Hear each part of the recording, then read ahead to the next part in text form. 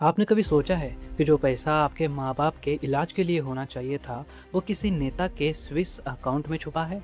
एक वक्त था जब कहा गया था हर भारतीय के अकाउंट में 15 लाख रुपए आएंगे, और एक रिपोर्ट कहती है कि 1948 से 2008 के बीच 462 बिलियन डॉलर्स का पैसा इस देश से छुप कर निकल चुका है। 2012 में सरकार ने एक कागज लाया, एक सफ़ेद कागज, white paper on black money, और पहली बार देश ने खुद माना कि सिस्टम के अंदर सिस्टम चोर है। और अब ये सवाल आपके सामने है। अगर आप इस वीडियो को यहाँ स्किप कर गए तो आप भी उस साइलेंस का हिस्सा बन जाओगे जिसमें सच दर्द से दब जाता है। लेकिन अगर आप रुक गए हो तो आप उन लोगों में से हो जो सिस्टम के स्लेव्स नहीं, सिस्टम के चैलेंजर्स होते हैं। ये सिर्फ पैसों की कहानी नहीं, ये सपनों के लूट की फाइल है। और आज हम उस सच का पोस्टमार्टम करने वाले हैं। सोचो, एक ऐसे टाइम की कल्पना करो जब पूरा देश एक बात से हिल गया था। भारत का पैसा छुप कर स्विस बैंक में पड़ा है। 2012 में सरकार पे इतना प्रेशर था कि उसने एक कदम उठाया, एक वाइट पेपर लाया। नाम था white paper on black money. White paper यानी एक सफ़ेद कागज़ पर लिखा था सिस्टम का काला सच। इस पेपर में किसी एक आदमी का नहीं, बल्कि पूरी इकोनॉमी के अंधेरों का जिक्र था। जिस तरह से काला धन हर गली, हर ऑफिस, हर डील में घुस चुका है। सवाल ये नहीं था कि काला धन है या नहीं, सवाल था कितना है।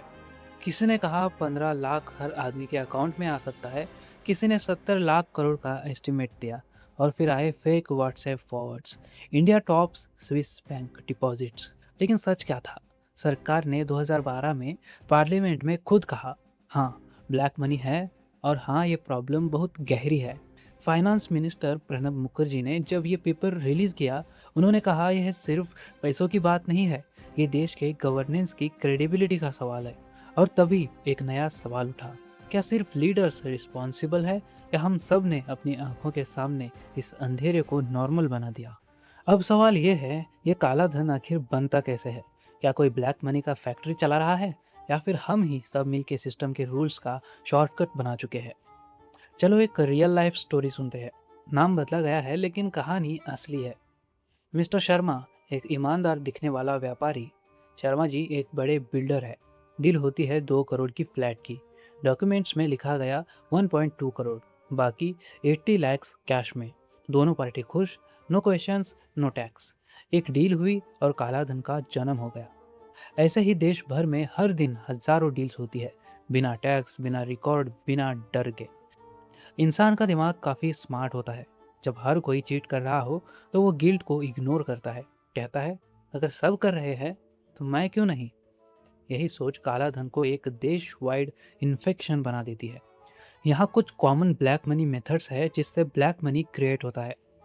आउट ऑफ बुक ट्रांजैक्शंस, जो पैसा ऑफिशियली रिकॉर्ड्स में नहीं दिखाया जाता। टू डू अकाउंट बुक्स, एक असली एक दिखावा। एक ओरिजिनल रिकॉर्ड होता है और दूसरा सिर्फ टैक्स वालों को दिखाने के लिए। Fake NGOs and shell companies, सिर्फ नाम के लिए बनते हैं, पैसा घुमाने और छुपाने के लिए बनाए जाते हैं। फेक एक्सपेंसेस, बोगस बिल्स, हवाला नेटवर्क्स, झूठी खर्चे और नकली बिल्स के जरिए पैसा सफ़ेद दिखाया जाता है या बाहर भेजा जाता है। International price manipulation, transfer pricing भी कहा जाता है इसे। एक ही कंपनी के अलग अलग ब्रांचेस के बीच में दाम बढ़ाकर या घटाकर प्रॉफिट को शिफ्ट किया जाता है टैक्स बचाने के लिए। ये सिर्फ अकाउंटिंग ट्रिक्स नहीं है, ये एक पूरा का पूरा पैरेलल इकोनॉमी है जो सरकार के रिकॉर्ड से बाहर चलता है। एक टाइम था जब हवाला के जरिए 1000 करोड़ तक का पैसा बिना ट्रेस के देश से बाहर भेज दिया जाता था। और अब नए तरीके आए हैं, shell companies, crypto masking and fake FDI routes etcetera. तो जब इतनी मास्टरी से काला धन बनाया जा रहा है तो क्या इससे पकड़ना पॉसिबल है? और अगर पकड़ा भी गया तो क्या वो पैसा वापस लाया जा सकता है? स्विस बैंक, एक नाम जो देश की गलियों से लेके पार्लियामेंट तक गूंजता रहा। लोग कहते थे वहाँ भारत का छुपा हुआ खजाना पड़ा है। किसी ने बोला 70 लाख करोड़, किसी ने व्हाट्सएप पे भेज दिया 15 लाख हर आदमी के अकाउंट में आएगा। लेकिन सच वो सबसे ज़्यादा छुपा हुआ था, और शॉकिंग भी। 2010 के स्विस नेशनल बैंक के ऑफिशियल डेटा के हिसाब से इंडियंस का डिपॉजिट था सिर्फ 9,295 करोड़। टोटल डिपॉजिट्स का सिर्फ 0.13%। जब पूरा देश सोच रहा था कि हम टॉप पर है, हम रियलिटी में बॉटम में थे। बट स्टोरी यहीं ख़त्म नहीं होती। ब्लैक मनी का रास्ता सिर्फ स्विस बैंक तक नहीं जाता। बहुत सारे टैक्स हेवंस है जहाँ पैसा लीगल दिखा के इलीगल बनाया जाता है, जैसे मॉरिशस, केमन आइलैंड्स, सिंगापुर, लग्जमबर्ग। ये होता है राउंड ट्रिपिंग। पहले पैसा बाहर, फिर एफडीआई के नाम पे वापस। एफडीआई डेटा के मुताबिक 2025 तक भी सबसे ज़्यादा पैसा मॉरिशस और सिंगापुर से ही आता रहा है। और फिर आए पी नोट्स यानी पार्टिसिपेटरी नोट्स, ऐसे इन्वेस्टमेंट पेपर्स जो फॉरेन इन्वेस्टर को इंडियन शेयर्स में पैसे लगाने देते हैं, बिना नाम बताए, बिना असली आइडेंटिटी डिस्क्लोज किए। ये लीगल है लेकिन ट्रांसपेरेंट नहीं, और इसी एरिया में ब्लैक मनी सेफ फील करता है। पब्लिक ने भरोसा किया कि पैसा वापस आएगा, पॉलिटिशियंस ने इल्यूजन बेचा, पैसा आ गया, लेकिन रियलिटी में सिस्टम ने लूप होल्स बंद नहीं किए, सिर्फ नए तरीके निकाल लिए।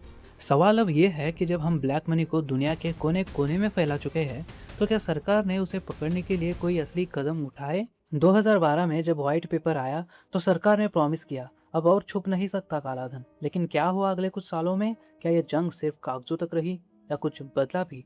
पहला कदम उठाया गया, नए कानून लाए गए। वो कानून कुछ इस तरह थे। पहला, बेनामी ट्रांजैक्शंस एक्ट अमेंडेड 2016। प्रॉपर्टी जो किसी और के नाम पर है, पैसा किसी और का है, उसे बैन कर दिया जाएगा। ये एक्ट कहता है अब बेनामी का मतलब जेल है। दूसरा, prevention of money laundering act PMLA। ED को ज़्यादा पावर मिल गया, एसेट्स सीज करना, इन्वेस्टिगेशन करना, अरेस्ट करना। तीसरा, इनकम डिस्क्लोजर स्कीम 2016। एक मौका मिला लोगों को अपना काला धन वाइट करो, लेकिन टैक्स दो। 64,275 लोगों ने एक्सेप्ट किया। चौथा, Aadhaar plus PAN linking, bank account monitoring, cash deposits पे नज़र, फेक आइडेंटिटीज पे स्ट्राइक। लॉस तो थे, लेकिन उन्हें लागू कौन करे? तो ये कुछ एजेंसीज है जिन्होंने इन कानूनों को लागू किया और एक्शन लिया। पहला, एनफोर्समेंट डायरेक्टोरेट ED। दूसरा, CBDT central board of direct taxes. तीसरा, फाइनेंशियल इंटेलिजेंस यूनिट FIUINT। चौथा, इनकम टैक्स ओवरसीज यूनिट्स। पांचवा, डायरेक्टोरेट ऑफ क्रिमिनल इन्वेस्टिगेशन। 2026, 14 साल बीत गए, व्हाइट पेपर आया, रेड्स हुए, केसेस बने, स्पीचेस दिए गए, पर आज सवाल ये है, क्या सच में कुछ बदला? तो चलिए देखते हैं क्या कुछ बदला इन 14 सालों में। 2025 तक का रियल डेटा आपको दिखाता हूँ। Total black money recovered approx 2.25 lakh crore as per public plus confidential reports. Conviction rate in PMLA cases still under 5%। Pending court cases 5,000 plus. Real estate black dealings still estimated 20,000 crore year. Crypto plus new methods, black money अब digital हो गया है। काला धन अब suitcase से laptop तक पहुंच गया है। नए ज़माने के नए तरीके। जब एक नेशन का भरोसा उसके ही सिस्टम से टूटने लगे, तो वहाँ सिर्फ लॉ की नहीं, वैल्यू की ज़रूरत होती है। आज भी ब्लैक मनी एग्जिस्ट करता है, बस उसने अपना डिस्गाइज बदल लिया है। Luxury lifestyle, fake startups, international loop holes के जरिए। और जब समस्या सिर्फ सिस्टम तक सीमित नहीं, तब सॉल्यूशंस भी सिर्फ सिस्टम से नहीं आता।